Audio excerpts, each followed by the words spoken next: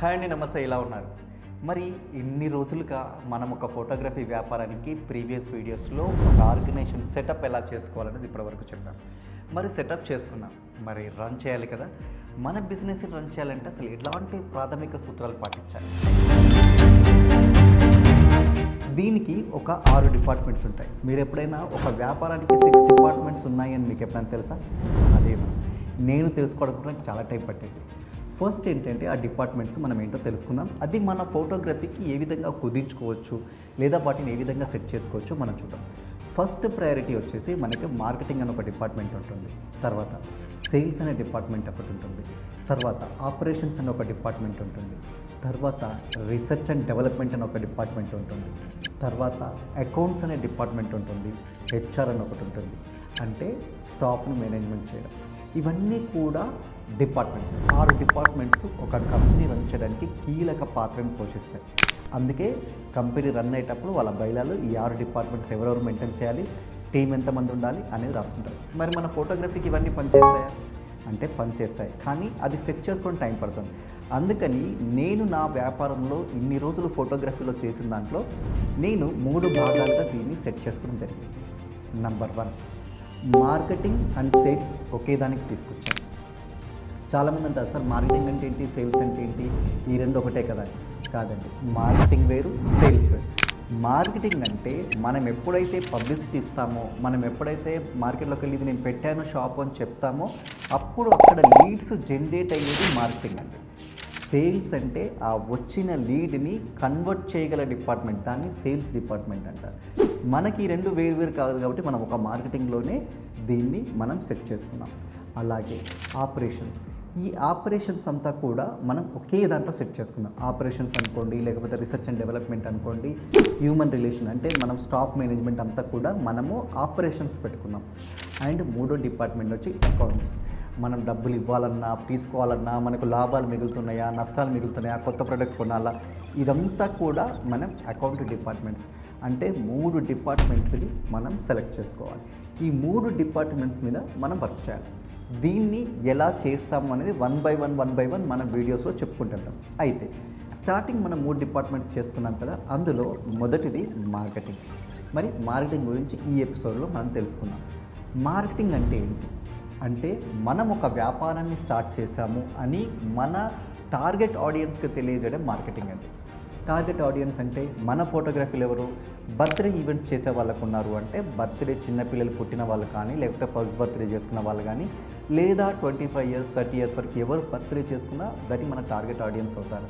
అలాగే వెడ్డింగ్స్ అంటే ఒక పెళ్ళి కుదిరిన తర్వాత ఎంగేజ్మెంట్ దగ్గర నుంచి రిసెప్షన్ అయిపోయి పూజ అయిపోయేంత వరకు కూడా వాళ్ళు మన వెడ్డింగ్ టార్గెట్ ఆడియన్స్ అవుతారు. మరి వీళ్ళందరూ మనకు ఎక్కడ దొరుకుతారు, ఏ విధంగా వీళ్ళని ఫైండ్ అవుట్ చేయాలి? మన వ్యాపారం ఏంటిది, B2C అంటే ఎప్పుడు ఎక్కడ ఏది ఎవరికి మన శుభకార్యం జరుగుతుందో మనకు తెలియాలి. మనం వాళ్ళకి తెలిస్తేనే వాళ్ళు మన దగ్గరికి వస్తారు. ఇలా మనం సెట్ చేసుకోవడానికి చాలా పారామీటర్స్ ఉంటాయండి. ఒకటి ఆర్గానిక్ అంటే మనం ఉన్నామని మన ఊళ్ళో మనం తెలియచెప్పుకోవడం, మౌత్ పబ్లిసిటీ అనుకోండి, లేకపోతే బ్రాండింగ్ వేసుకోవడం కానివ్వండి, పాంప్లెంట్ పంచడం కానివ్వండి, పోస్టర్స్ వేయడం కానివ్వండి, ఇదంతా కూడా ఆర్గానిక్ వస్తుంది.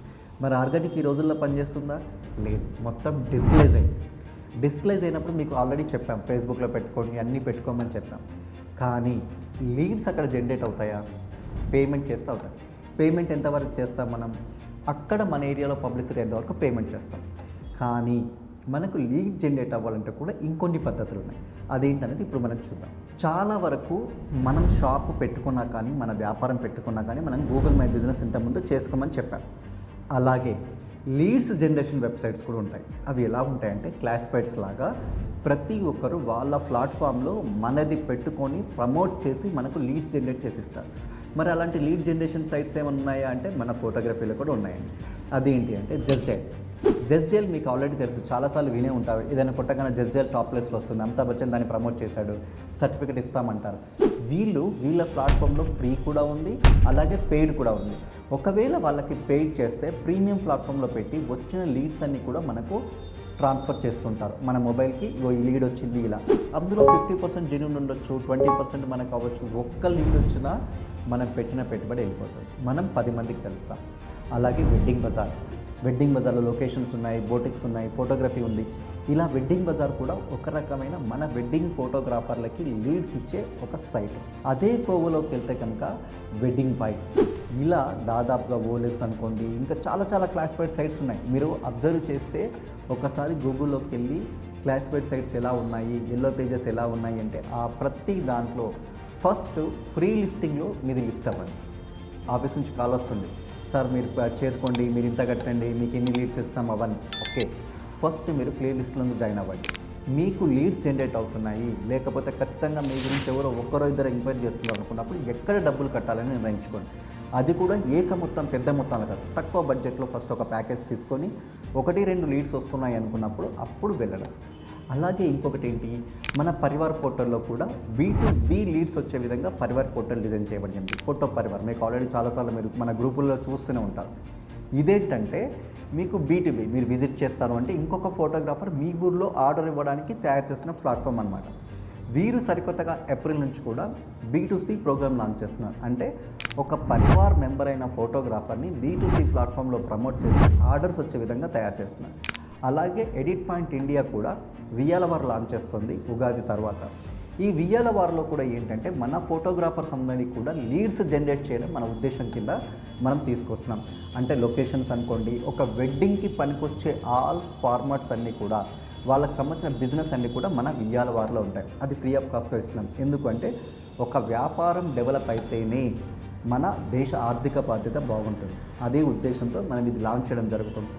ఇలా మీ ఏరియాలో ఉండే మార్కెటింగ్ ఎక్కడైతే చెయ్యొచ్చో డిస్క్లైజ్గా వీటిలలో మీరు ఫస్ట్ లిస్టింగ్ అవ్వండి. దాని తర్వాత లిస్ట్ అయిన తర్వాత ఆర్గానిక్ ఫండ్ అంటే ఒక లీడ్ మన ఏరియాలో ఎలా మనకి రావాలి అనే దాని గురించి మనం నెక్స్ట్ ఎపిసోడ్లో డిస్కస్ చేద్దాం. నేను ఒక ఫార్ములా పాటిస్తున్నాను. ఆ ఫార్ములాలో నాకు చాలా చాలా లీడ్స్ వస్తున్నాయి. మరి ఆర్గానిక్ లీడ్స్ ఏంటి అనేది నేను ఖచ్చితంగా మీకు తెలియజేస్తాను. కానీ ఆ ఆర్గానిక్ లీడ్స్ రావాలి అంటే మీరు ఫ్రీలాన్సర్ అయితే మాత్రం రావు. మీకంటూ ఒక ఆఫీస్ స్పేస్ కానీ ఒక స్టూడియో కానీ ఉంటేనే మీకు ఆర్గానిక్ లీడ్స్ అనేది జనరేట్ అవుతాయి. మరి అవన్నీ కూడా మనం రాబోయే ఎపిసోడ్ తెలుసుకుందాం.